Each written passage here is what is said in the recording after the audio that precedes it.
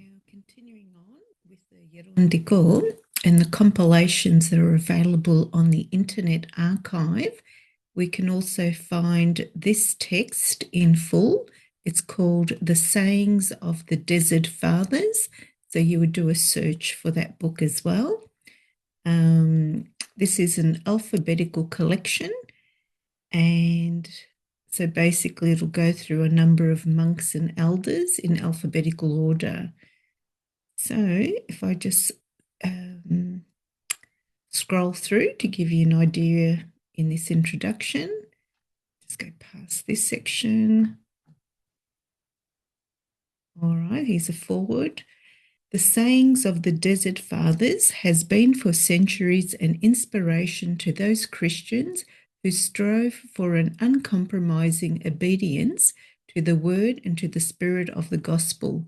Yet the modern reader, used to an intellectual, discursive way of exposition and also to greater emotional effusions in mystical literature, may find this direct challenge difficult to face and even more difficult to assimilate and to apply to everyday life. This prompts me to give here a few explanations and to try to bring out some of the features which seem to me essential in the attitude to life of these giants of spirit. Anyway, I'll let you read that in your personal time there, and we'll just sort of skim through so that we can get to one of the elders covered. So the contents are here. There's a foreword by Metropolitan Anthony. The Sayings of the Desert Fathers. It's a chronological table for early Egyptian monasticism. Okay, and there's an index of people and places. The translator's preface. So the text of the Apophthegmata Patrum presents a complicated problem among patristic texts. It is a literature that grew up in the 4th century among the monks in the deserts of Egypt, Syria, and Palestine, first in oral form, then in written memorials of the tradition, in Coptic, Syriac, and Greek, and later in Latin. The words and deeds of the pioneers of monasticism and of other celebrated spiritual teachers were recorded for the edification of later generations of monks. Since it was a spiritual value that was the criteria, sayings were included from any time or place, from the great Saint Anthony to the abbots of the 6th century. The literature thus formed is a genre of its own, and one which defies precise dating. The sayings were more than words of advice or instruction. They were words given by a spiritual father to his sons as life-giving words that would bring them to salvation. They were remembered and passed on. Other words were attached to them, and they were attributed to different fathers and given a new context. I'll let you read through that. Oh, this is interesting though. Each monastery or group of monks evolved its own hierotikon, often around a nucleus of sayings of their founder or some other monk especially remembered there. Anonymous sayings were recorded as well as those associated with specific men, and there was cross-fertilization.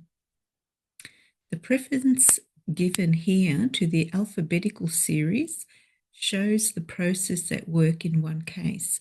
A monk collected material from various sources and rearranged it in alphabetical order of the names of the fathers to whom the sayings were attributed. And that's what we'll find in this particular book, that it'll be in alphabetical order. So let's skip a bit further down. Scroll through, there's a glossary there. And after that, a prologue. So This book is an account of the virtuous asceticism, an admirable way of life, and also of the words of the holy and blessed fathers.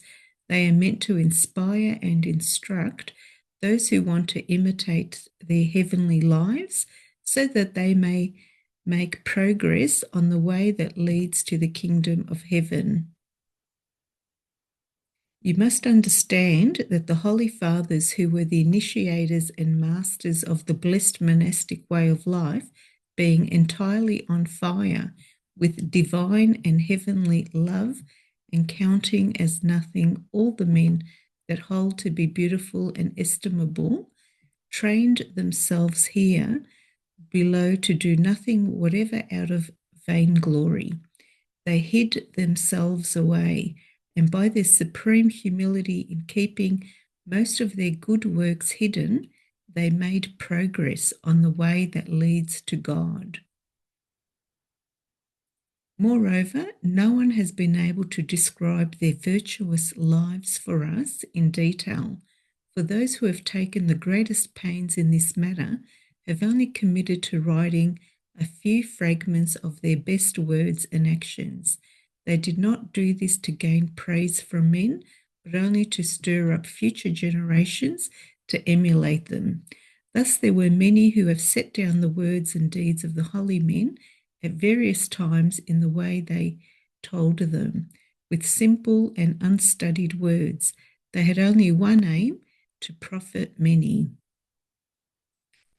All right, that's very interesting. And here we start the alphabetical list. So we've got Anthony the Great first. Anthony the Great, called the father of monks, was born in Central Egypt about AD 251, the son of peasant farmers who were Christian. In around 269, he heard the gospel read in church and applied to himself the words, "Go, sell all that you have and give to the poor and come." He devoted himself to a life of asceticism under the guidance of a recluse near his village. In 285, he went alone into the desert to live in complete solitude. His reputation attracted followers who settled near him, and in 305, he came out of his hermitage in order to act as their spiritual father.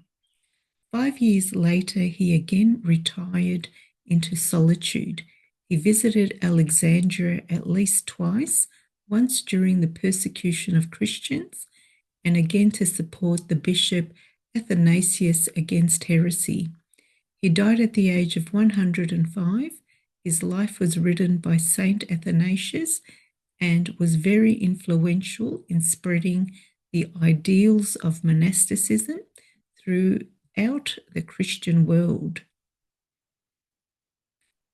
All right, so here's an example. When the holy Abba Anthony lived in the desert, he was beset by accidii and attacked by many sinful thoughts. He said to God, "Lord, I want to be saved, but these thoughts do not leave me alone. What shall I do in my affliction? How can I be saved?" A short while afterwards, when he got up to go out, Anthony saw a man like himself sitting at his work, getting up from his work to pray, then sitting down and plaiting a robe, then getting up again to pray. It was an angel of the Lord sent to correct and reassure him. He heard the angel saying to him, "Do this and you'll be saved." And these words, Anthony was filled with joy and courage. He did this and was saved. All right, so let's just skim through. So there's a range of examples here of scenarios that occurred. Someone asked Abba Anthony, "What must one do in order to please God?" The old man replied, "Pay attention to what I tell you. Whoever you may be, always have God before your eyes. Whatever you do, do it according to the testimony of the Holy Scriptures. In whatever place you live, do not easily leave it. Keep these three precepts and you will be saved. Okay. So there's a number of points here, as you can see. Okay, so the best thing to do is head over to the Internet Archive, which can be found on www.archive.org, and you can type in the Desert Fathers and borrow this online book, which you can read in your time. Okay, have a blessed day.